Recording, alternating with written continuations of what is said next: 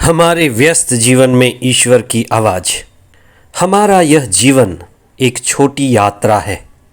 31वां सामान्य सप्ताह 2 नवंबर 2022।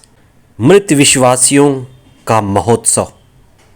पहला पाठ नबी ईसायास का ग्रंथ अध्याय 25 पद संख्याएं 6 से 9 तक। रोमियों के नाम संत पौलुस का पत्र अध्याय 5 पद संख्याएं 5 से 11 तक।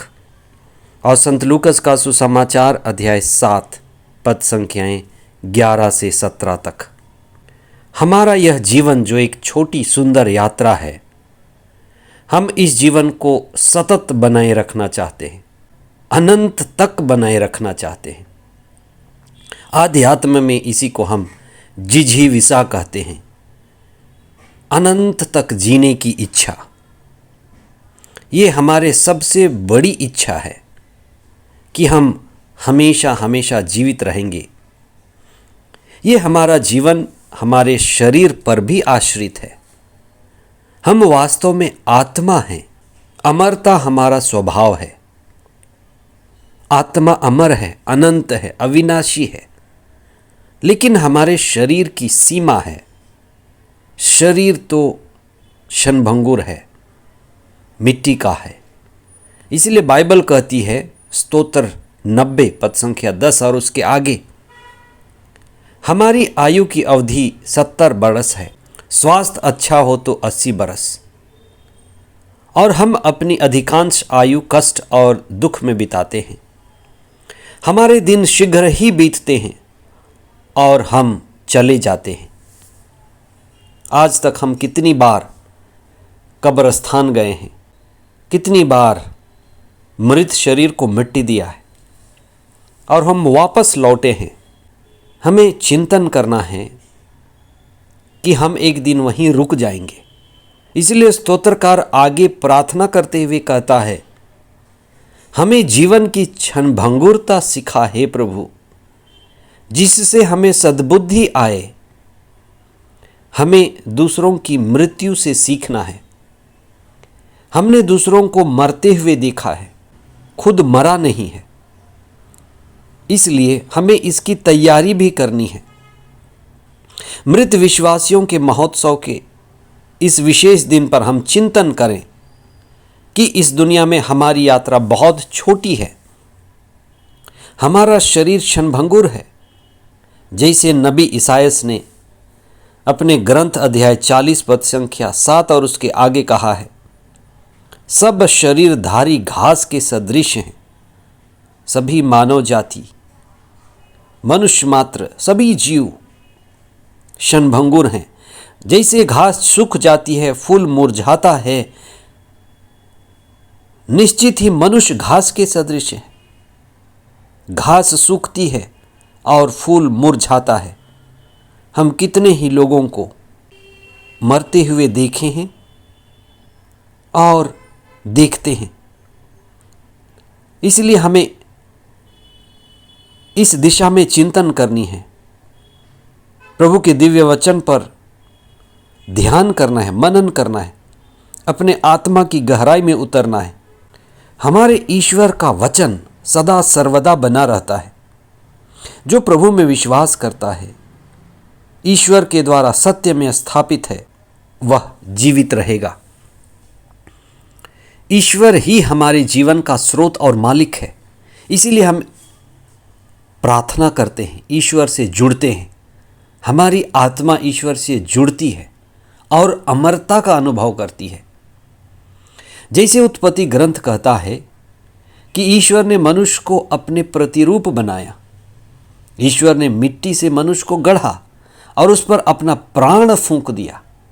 इसलिए ईश्वर का आत्मा, प्राण हम पर संचालित है। हमारे इस निर्बल, दुर्बल और नाशवान शरीर में ईश्वर का प्राण, दिव्य आत्मा निवास करता है। संत पौलुस कुरिन्थियों के दूसरे पत्र अध्याय 4 पद संख्या 7 में लिखते हैं कि यह अमूल्य निधि यानी ईश्वर द्वारा प्रदत्त आत्मा, यानी मैं एक आत्मा मिट्टी के पात्र में रखा हुआ हूं। जिससे यह स्पष्ट हो जाए कि यह अलौकिक सामर्थ्य हमारा अपना नहीं बल्कि ईश्वर का है। ईश्वर की आत्मा ही मनुष्य को महिमान्वित करती है। इसलिए हर मनुष्य में ईश्वर की आत्मा को देखना, अमरता को देखना, अनंत जीवन को देखना, यही आध्यात्मिकता की ओर दिशा है। आज के सुसमाचार में विधवा के एकमात्र पुत्र को मृत्यु से दुखित देख ईसा द्रवित होकर उस विधवा के नवयुवक बेटे को जीवन देते हैं। ईसा के इस चमत्कारिक कार्य को देखकर सभी पहचानते हैं कि ईसा ईश्वर के पुत्र हैं। इसलिए धर्मशास्त्र इस बात को प्रकट करती है कि ईसा ईश्वर के पुत्र हैं, संसार के मुक्तिदाता हैं। वे हमें मृत्यु से अमरता की ओर ले जाने आए थे। इसीलिए ईसा का दुख भोग, ईसा की मृत्यु इस बात का भी संकेत है कि जैसे ईसा जी उठे, हम भी नहीं मरेंगे।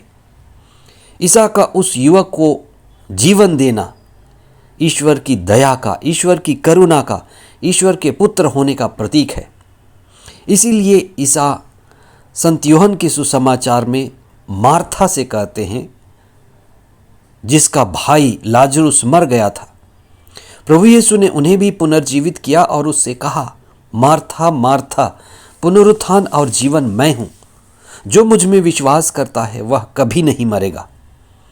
धर्म के पीछे चलना यानी आत्मा के अमरता को अनुभव करना है। आज के पहले पाठ में इसायास नबी के ग्रंथ में ईश्वर का वचन कहता है कि ईश्वर मृत्यु समाप्त करेगा और हमारे आंसुओं को हमेशा के लिए पोंछ डालेगा। हम यही विश्वास करते हैं कि हम इस दुनिया से गुजरते ही ईश्वर के साथ एक हो जाएंगे। संत पौलुस कुरिन्थियों के पहले पत्र अध्याय 15 पद संख्या 51 और उसके आगे कहते हैं कि मैं आप सबको एक रहस्य बताता हूँ। कौन सी रहस्य है? वे कहते हैं कि हम सभी नहीं मरेंगे, लेकिन पलक झपकते ही परिवर्तित हो जाएंगे। जो विश्वास करता है वही तैयारी के साथ आनंदमय ढंग से इस संसार को बाय बाय कह सकता है। आइए हम उसी के लिए प्रार्थना करें। हे सर्वशक्तिमान पिता ईश्वर, धन्यवाद देते हैं, आपने हमें प्रभु यीशु को दिया, जिसके दुख भोग, पुनरुत्थान और अनंत जीवन के द्वारा हम भी अपनी आत्मा की अमरता को देख पाते हैं। प्रभु हमारे विश्वास को बढ़ाइए और हमें विशेष आशीष दीजिए कि हम इस संसार में प्रतिदिन प्रति क्षण अपने जीवन को जी सकें और अपने जाने के लिए भी तैयार रहें। उन भाई बहनों को, उन परिवारों को जिन्होंने अपने प्रियजनों को खो दिया है, विशेष करके इस नज़दीकी समय में, और दुखी हैं, पीड़ित हैं, परेशान हैं, हम उनके लिए विशेष प्रार्थना करते हैं। उनको दिलासा मिले, उनका विश्वास बढ़े और सभी मसीही ये विश्वास करें कि हम प्रभु यीशु से संयुक्त रहेंगे इस दुनिया में और इस दुनिया के आगे भी। हमारा ये विश्वास हमारे डर को निकाल दे कि इस जीवन के आगे भी जीवन है और इस दुनिया के आगे भी दुनिया है। हम स्वर्गीय परिवार के सदस्य हैं और स्वर्ग ही हमारा असली निवास है। इसलिए हम ईश्वर पर अपना ध्यान, अपनी चेतना केंद्रित रखें और विश्वास पूर्वक जीवन बिताएं। सभी मृत विश्वासियों को अनंत शांति मिले।